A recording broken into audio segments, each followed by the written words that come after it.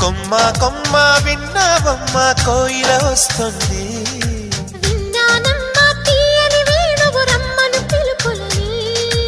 నాటు దుత్తి దుక్కుతాన దుత్తి తాకు తాకుతాన నాటు దుత్తి దుక్కుతాన దుత్తి తాకు తాకుతాన